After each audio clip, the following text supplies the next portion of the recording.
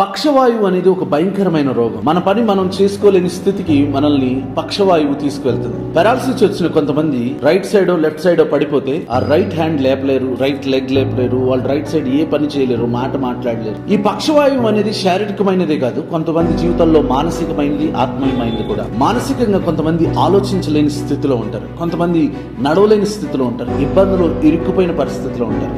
మతం ఏదైనా సరే అందరూ కూడా ఈ పరిస్థితిని అనుభవిస్తూ ఉంటారు. అయితే యేసుక్రీస్తు వారు పక్షవాయువు గల వారిని స్వస్థపరచగలుగుతారు, ఎలాంటి వారినైనా విడిపించగలుగుతారని నమ్మిన కొంతమంది స్నేహితులు పక్షవాయువుతో బాధపడుతున్న తమ స్నేహితుడిని యేసుక్రీస్తు వారి యొద్దకు తీసుకొచ్చారు. అది కూడా ఎలా అంటే, యేసుక్రీస్తు వారు ఉన్న ఇల్లంతా నిండిపోతే పైకి ఎక్కి పైకప్పును తీసి యేసుక్రీస్తు వారి ఎదుట అతన్ని దించగానే యేసుక్రీస్తు వారి విశ్వాసాన్ని చూసి స్వస్థపరుస్తాడు. మార్క్స్ వార్త 2వ అధ్యాయం 5వ వచనంలో యేసు వారి విశ్వాసము చూచి, కుమారుడా, నీ పాపములు క్షమించబడి ఉన్నవని పక్షవాయువు గలవానితో చెప్పాను.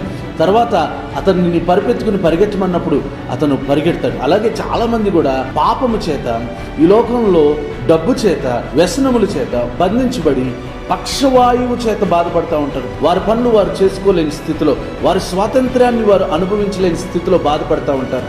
అలాంటి వారిని యేసుక్రీస్తుని నమ్ముకున్న మనం అందరం కూడా వారిని చేయి పట్టుకుని యేసుక్రీస్తు వారి యొద్దకు నడిపించాలి. సువార్త పేరు మీద నడిపించాలి. సువార్త అంటే గుడ్ న్యూస్. గుడ్ న్యూస్ అంటే ఎప్పుడైనా మంచిని బోధించేది సువార్త.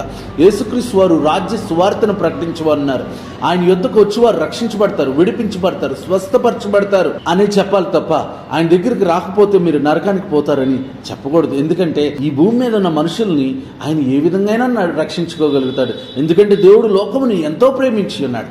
మనమెవరు ఒక వ్యక్తిని నరకంలోకి పంపించడానికి? మనం ఎవరు ఈ లోకంలో ఉన్న వారి అందరినీ నరక పాత్రలుగా చేయడానికి? మనం సువార్తను ప్రకటించాలి. మనము ఎప్పుడైతే సువార్తను తీసుకెళ్తామో, సువార్త యొద్దకు పక్షవాయువు కలిగిన వారిని తీసుకొస్తామో వారు విడిపించబడతారు, స్వస్థపరచబడతారు. యేసుక్రీస్తు వారు వారి విశ్వాసము చూసి స్వస్థపరచాడు అనుంది.